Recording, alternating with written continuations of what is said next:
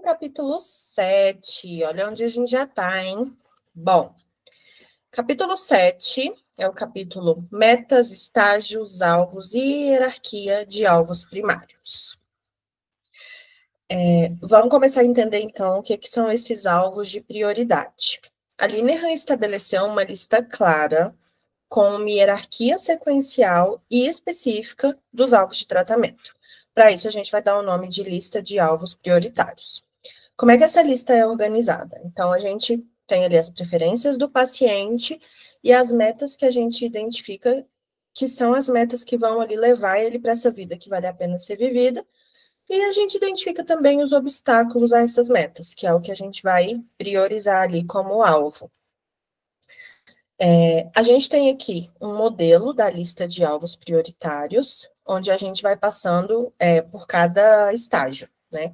Então, são 5 estágios organizados em torno de uma meta cada um. Então, como a gente viu no capítulo anterior, para cada estágio a gente tem ali um foco, e a ideia é que terapeuta e paciente se concentrem nesse alvo específico. Ter essa lista clara vai manter a gente focado ali em um alvo comportamental prioritário de cada vez. Por isso, prioritário, né? Porque a gente vai dar prioridade para isso, porque esse alvo de maior prioridade é o que vai proporcionar ali as mudanças que vão acarretar todas as outras mudanças. Aí a gente vai passando ali para os outros alvos. Então, vamos ver um pouquinho desse modelo, né? A gente tem um alvo global que é inerente a todas as etapas, né? Que é a síntese dialética. Então, a gente vai fazer análises dialéticas, a gente vai buscar um estilo de vida dialético e a gente vai estar sempre buscando o caminho do meio. Então, inicialmente, a gente tem o estágio de pré-tratamento, onde a gente vai ver ali a orientação, os acordos, o comprometimento do paciente com o tratamento. E aí, o nosso alvo é justamente esse, aumentar esse comprometimento com o plano. Aí, a gente passa para o estágio 1, que é onde a gente vai estar tratando esse grave descontrole comportamental. Então, os alvos são esses comportamentos suicidas, aí a gente vai ter também os comportamentos que estão interferindo na terapia, reduzir os comportamentos que também estão interferindo na qualidade de vida, e depois disso tudo a gente pode ver ali se ainda tem outros comportamentos que estão prejudicando.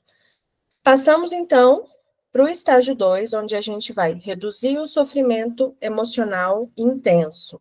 Então, aquele desespero silencioso, aquela sensação de vazio, nesse alvo a gente vai estar priorizando isso. Passamos para o estágio 3, onde a gente vai estar ali buscando a felicidade, resolvendo aquelas coisinhas que estavam interferindo ali na autoestima, no dia a dia do paciente. Então, a gente tem aí 2 alvos, né? Aumentar o autorrespeito e reduzir os problemas individuais. Passamos para o estágio 4, que, como a gente falou no capítulo passado, é um estágio meio assim, alguém já chegou lá? Conta pra gente. Porque geralmente a gente para ali no estágio 3. Mas é esse estágio que visa aumentar essa consciência expandida, aumentar a liberdade. E aí, juntinho com isso, a gente tem a metáfora da casa de tratamento, que é essa imagem. E aí, através dessa imagem, a gente tem ali detalhes para estabelecer a ordem desses alvos e definir a agenda da sessão. E cada andar representa também uma meta e um estágio da DBT. Então, a gente tem aqui, do lado de fora, uma pessoa, né? Vou voltar aqui para vocês verem. Deixa eu ver se eu passo. Aqui, ó. Então, a gente tem essa pessoa, que é uma pessoa que está ali, com tentativa de suicídio, com um grave sofrimento, realmente. Então, tá aí, né? O suicídio e a hospitalização como modo de vida. É aquele paciente que está realmente no fundo do poço. E ele está fora da casa, porque ele não entrou no tratamento ainda. Então, botamos esse paciente para começar a subir essa escadinha aí. Logo no estágio 1, que é essa parte que fica aqui embaixo, né? Então, a ideia é que a gente vá subindo. Então, separei aqui também para ficar melhor para a gente ver. Mas é mais do mesmo do que a gente acabou de falar, né? No estágio 1, a gente tem esses alvos que ameaçam a vida, que interferem na terapia, e o nosso foco é o controle comportamental. No estágio 2, a gente vai tratar ali os transtornos mentais residuais, sequelas de invalidação na infância, o vazio, o tédio, e o nosso foco é uma experiência emocional sem intenso sofrimento, que é aquilo, né? A gente não quer eliminar as emoções, a gente só quer aprender a lidar melhor com elas. No estágio 3, a gente vai melhorar o autorrespeito e diminuir os problemas individuais. Então, o nosso foco é a felicidade e a infelicidade comuns, porque também não existe alguém que seja só feliz, não existe alguém que não tenha problemas. Mas a gente vai entendendo ali o que é comum, o que é da vida mesmo. E chegamos, então, aqui já seria um grande ideal, né? Porque a gente já estaria tendo uma vida normal, mas aí a gente chega no estágio 4, né? Que é o nosso foco, então, a liberdade, onde a gente tem a consciência expandida, a realização espiritual. Então, o paciente veio de uma incompletude para uma liberdade. E aí a gente pode usar essa metáfora, né? Essa imagem da casa de tratamento para mostrar para o paciente, né? Mostrar onde ele está, mostrar por onde a gente começa e onde a gente vai chegando. Muitos pacientes gostam desse estímulo visual, né? Eles compreendem melhor quando a gente literalmente desenha para eles. Então, pode ser muito útil usar essa metáfora. E aí, como é que a gente vai usar a lista para estabelecer uma agenda? A gente vai trabalhar com o paciente para criar esses alvos prioritários e a gente vai entender que ali também é uma oportunidade para a gente ensinar para ele uma maneira eficaz de abordar os problemas, já que a gente vai estar ali com uma lista de problemas, mas a gente vai ter que priorizar. Tudo pode ser importante, mas nem tudo é urgente, né? É uma oportunidade também para a gente construir ali uma relação e já começar a modelar os princípios centrais da DBT. Essa hierarquia, a dialética, a aceitação, a mudança, todos esses princípios aí já vão aparecendo. Esses problemas, eles podem ser vistos, né, como dificuldades que estão interferindo na realização dessas metas. Só que é muito mais motivador se quando a gente identifica essas metas, a gente atrela elas a valores do paciente. Porque muitas vezes, quando a gente chega ali ao acordo de uma meta, beleza, pode até ser uma meta legal, mas às vezes o paciente sente falta de ver realmente aquilo ali se aplicando na vida dele. Então, se a gente liga isso a um valor dele, né, como, por exemplo, a carreira, a maternidade, a honestidade, a qualquer valor de vida que ele tenha, fica muito mais motivador. Então, a síntese que a gente busca encontrar ali é criar essa agenda tanto impulsionada por essas metas do paciente, porque ele precisa ter essa motivação, mas também pelos comportamentos que a gente identificou como problemáticos, porque a gente ainda está falando de uma estrutura onde a gente vai seguir uma prioridade. Então, esses comportamentos problemáticos, eles também são a prioridade. E aí a gente tem a dialética, né, de respeitar a hierarquia de um lado e do outro lado o desejo do paciente que argumenta que X coisa é a causa de tudo. Como encontrar essa dialética? Essa é a discussão que a gente vai desenvolvendo ali. Porque os dois lados são válidos, né? A gente precisa se lembrar que a dialética não é a exclusão de um ou outro, mas é encontrar ali o núcleo de verdade em cada pedacinho dessas coisas. Como que a gente usa esses alvos, né, para estruturar os outros modos da DBT? Então, a gente tem uma agenda que é impulsionada pelos alvos de maior prioridade, a gente monitora esses alvos e tira a nossa agenda ali do cartão diário. Então, o paciente preenche o cartão diário, a gente tem acesso a esse cartão, através dali a gente consegue perceber o que é a prioridade.